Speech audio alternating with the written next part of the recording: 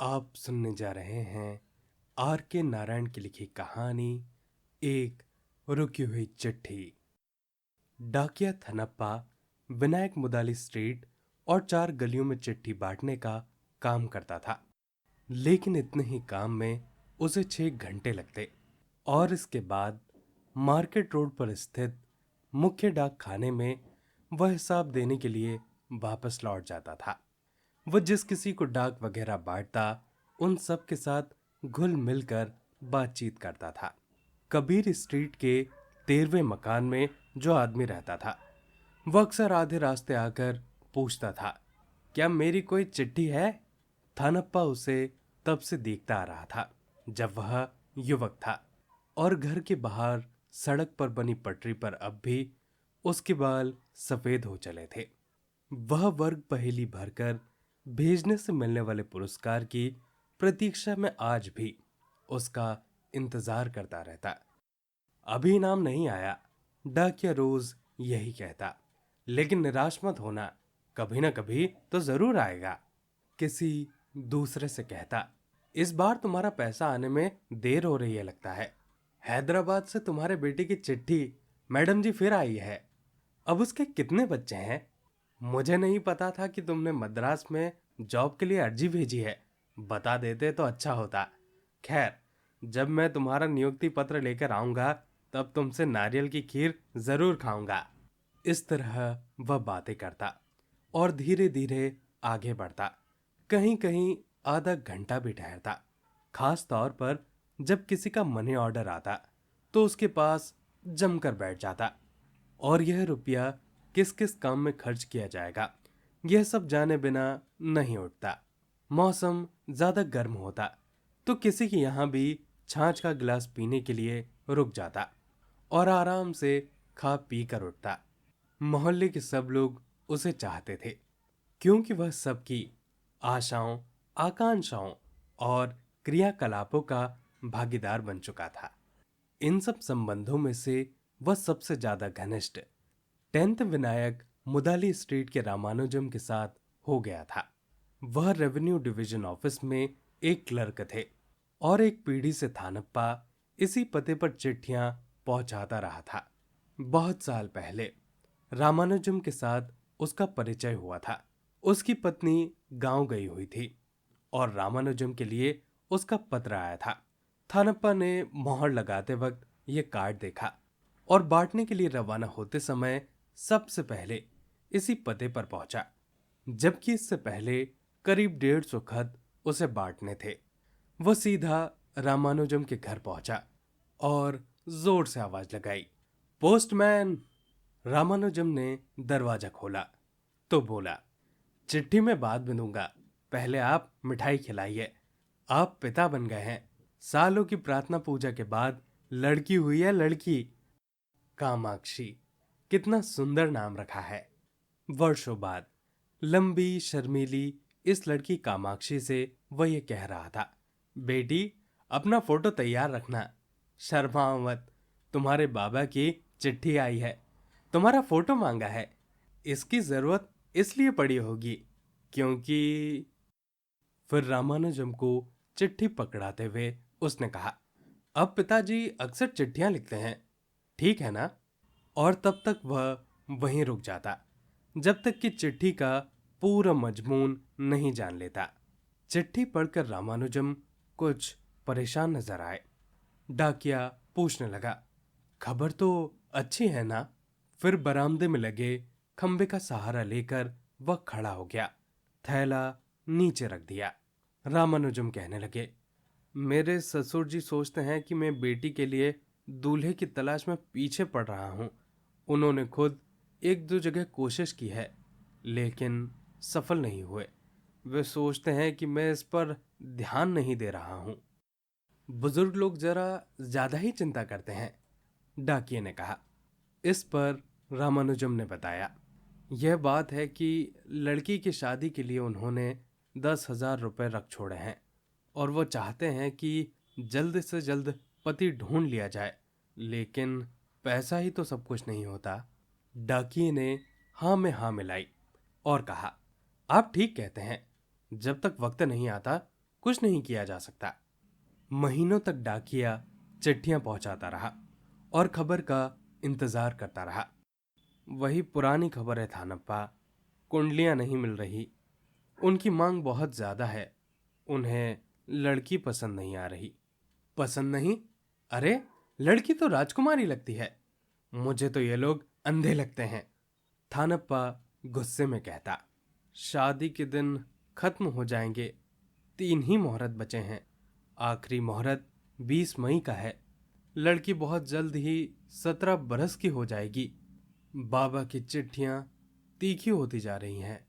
रामानुजम ने सब कोशिश कर ली थी और सभी में निराशा हाथ लगी थी। वह असहाय लग रहे थे। बोले, थानप्पा, लगता है मेरे लिए कोई दामाद ही नहीं है। ऐसी अशुभ बातें मत कीजिए, डाकिये ने धीरज बंधाते हुए कहा। ईश्वर अब कुछ जरूर करेगा। फिर कुछ देर सोचने के बाद कहने लगा, एक लड़का है दिल्ली में, 10,000 रुपए कमाता है। टेम्पल स्ट्रीट के माकुंदा पर उसकी नजर थी। माकुंदा और आपकी जाति भी शायद एक ही है। हाँ, वे कई महीने से बात चला रहा है। करीब 100 चिट्ठियां आई गई होगी, लेकिन मुझे निश्चित पता है कि बात टूट चुकी है। कुछ पैसों का मामला अटक गया है। उन्होंने पोस्ट कार्ड पर अपनी आखिरी मांग रख दी थी, जिससे ये लोग बहुत गुस्सा हैं। ये पोस्ट कार्ड भी अपमान के हथियार बन गए हैं। अब तो बहुत सी जरूरी बातें भी पिक्चर पॉडकास्ट पर लिख दी जाती है।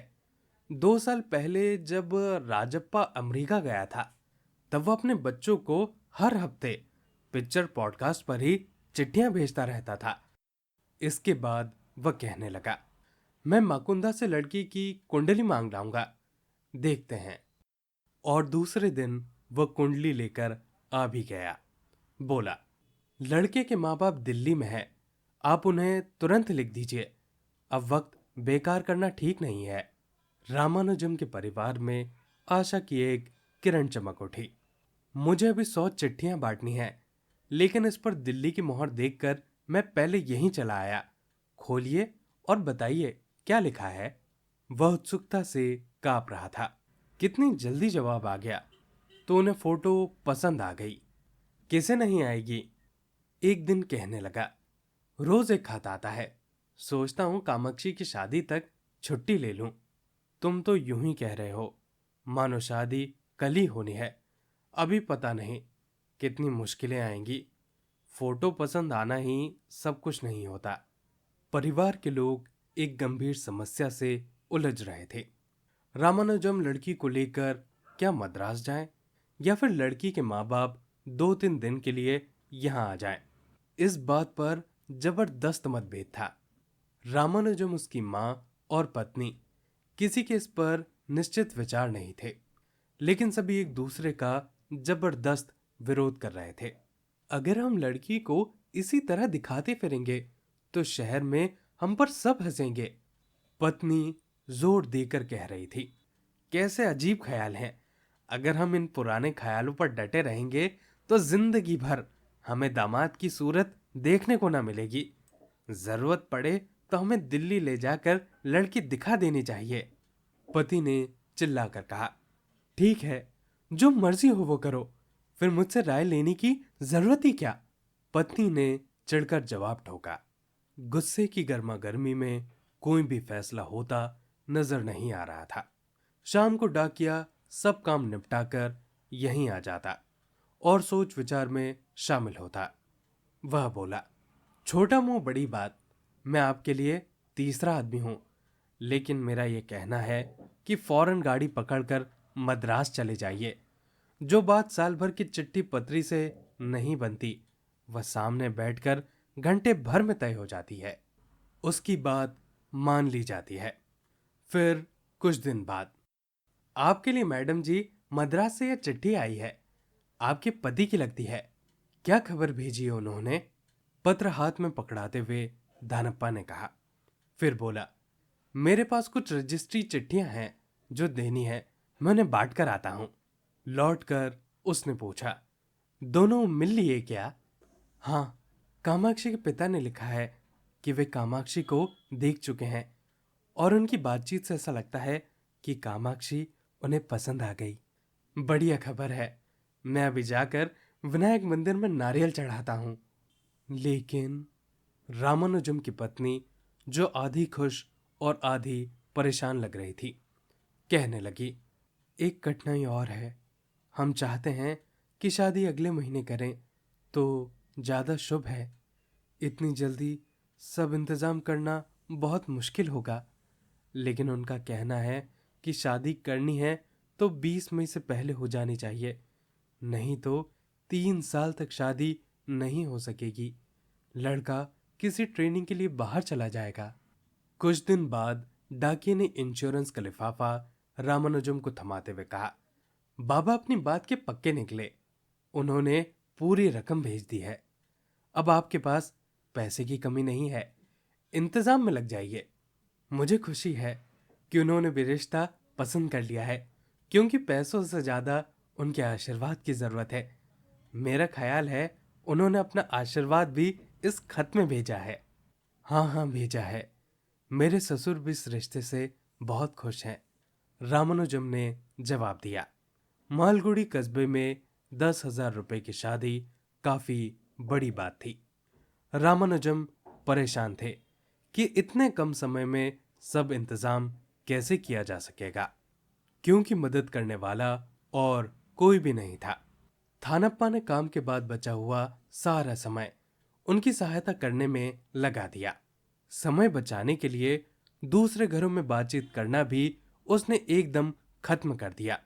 अब वह खत देते समय किसी का इंतजार नहीं करता, बस खिड़की या दरवाजे से भीतर चिट्ठी फेंक कर एक आवाज चिट्ठी लगाकर आगे बढ़ जाता। अगर कोई उसे रुक कर पूछता, क्या बात है, इतनी जल्दी में क्यों हो, तो वह यह कहकर आगे बढ़ जाता, मुझे 20 मई तक बात न करने की सुविधा चाहिए। इसके बाद आप जितनी चाहेंगे बात करूंगा, आपके घर में ही डेरा डालूंगा। रामानुजम भारी तनाव में था। जैसे जैसे शादी का दिन पास आता जा रहा था, चिंता से उसकी कपकपी बढ़ती जाती थी। सब काम ठीक से निपट जाना चाहिए, कोई मुश्किल नहीं खड़ी होनी चाहिए। वे बार बार कहते थे, चिंता मत कीजिए, ईश्वर की कृपा से सारा काम खुशी खुशी पूरा हो जाएगा। वे जितना पैसा चाहते थे आपने उन्हें दे ही दिया। भेंट उपहार भी पकड़ा दीजिए, वे अच्छे लोग हैं। बात यह नहीं है, यह आखिरी मुहूर्त है। अगर कुछ संकट खड़ा हो गया तो लड़का 3 साल के लिए बाहर चला जाएगा। फिर हम में से कोई भी 3 साल तक इंतजार तो नहीं करेगा। शादी के दिन मुहूर्त के करीब 4 घंटे बाद की बात है। शादी हो चुकी थी और घर में शांति छा गई थी। दिल्ली से आया दूल्हा पांडाल में कुर्सी लगाकर आराम से बैठा था। चंदन और फूलों की खुशबू वातावरण में फैली हुई थी। हवन में घी और सामग्री का धुआं आसमान में तैर रहा था। लोग दूल्हे के इर्द गिर्द बैठे बातें कर रहे थे। तभी थैले में चिट्ठियां भरे थानप्पा फाटक पर आकर खड़ा हो गया। कई लड़के उसे देखते ही दौड़कर उसके पास पहुंच गए और बोले, किस किस की चिट्ठियां लाए हो? उसने कहा, जिसकी चिट्ठियां हैं मैं उसको अभी दे देता हूं। वो दूल्हे के पास पहुंचा और बहुत से पत्रों का एक थैला बड़ी इज्जत से उसे दिया। इसमें अनेक लोगों की शुभकामनाएं और आशीर्वाद है आपके लिए। इन सब के साथ मेरी अपनी शुभकामनाएं भी हैं। यह कहते हुए वह डाकिया बहुत ही खुश, साथ ही गंभीर नजर आ रहा था। दूल्हे ने मुस्कुराकर धन्यवाद दिया तो डाकिया फिर से कहने लगा, हम सबको इस बात पर गर्व है कि आप जैसा शानदार दामाद इस घर को मिला है। मैं बेटी कामाक्षी को तब से जानता हूं जब वह 1 दिन की थी, और मैं तब से जानता हूं कि उसे बहुत अच्छा पति मिलेगा। इसके बाद उसने हाथ जोड़कर नमस्कार किया और दूसरों की चिट्ठियां उन्हें देने और भोजन भंडार में कुछ खाने पीने के लिए घर के भीतर चला गया। 10 दिन बाद फिर से उसने दरवाजा खटखटाया और कामाक्षी को बुलाकर उसका पहला पत्र उसे सौंपा। अरे, इसमें से तो खुशबू आ रही है। मुझे ये खुशबू तभी से आने लगी थी। जब 3 स्टेशन पहले ही यह डाक के डिब्बे में यहाँ आ रहा था। मैंने ऐसे सैकड़ों खत पहुंचाए हैं। अब मेरी बात सुनो। तुम्हें अपना 10वां खत लिखने के बाद वह तुम्हें यह आदेश देगा कि सामान बांधो और उसके पास पहुंच जाओ। तब तुम्हारे 2 पंख उगाएंगे और उसी दिन तुम उड़कर उसके पास चली जाओगी। इस सड़क को और थानप्पा को, सभी को भूलकर। है ना यही बात? कामाक्षी शर्म से लाल होती उसके हाथ से पत्र लेकर पढ़ने लगी और घर के भीतर घुस गई। डाकिया बोला, मेरा एक ख्याल है कि इस खत में क्या लिखा है यह जानने के लिए इंतजार करने की जरूरत नहीं। फिर एक छुट्टी वाले दिन, जब उसे यह विश्वास था कि रामानुजम घर पर ही मिलेंगे, वह वहां जा पहुंचा और उन्हें एक कार्ड पकड़ा दिया। कार्ड देखते ही रामानुजम बोले, बुरी खबर लगती है थानप्पा। मेरे चाचा, पिता के भाई सलेम बहुत बीमार हैं और वे चाहते हैं कि मैं वहां तुरंत पहुंच जाऊं। एक तार भी है। तार पढ़कर रामानुजम बोले, अरे वो तो गुजर भी गए। और यह कहकर वह पत्थर पर ही बैठ गए, मानो जान ही निकल गई हो। थानप्पा भी बहुत दुखी लग रहा था। कुछ देर बाद रामानुजम संभले, खड़े हुए और घर के भीतर जाने लगे। थानप्पा ने कहा, 1 मिनट रुकिए, मेरी बात सुनिए। मुझे एक माफी मांगनी है। इस कार्ड की तारीख देखिए, 19 मई, यानी करीब 15 दिन पहले का है यह। जी हाँ, तार भी उसी दिन आ गया था, यानी शादी के दिन ही। मुझे बड़ा दुख हुआ, लेकिन जो होना था हो गया था। मैंने अपने से यही कहा और दोनों खत अपने पास रख लिए कि कहीं इनसे शादी ना रुक जाए। रामानुजम ने डाकिये को घूर कर देखा और बोले, ये खबर तब मिलती तो मैं शादी जरूर रोक देता।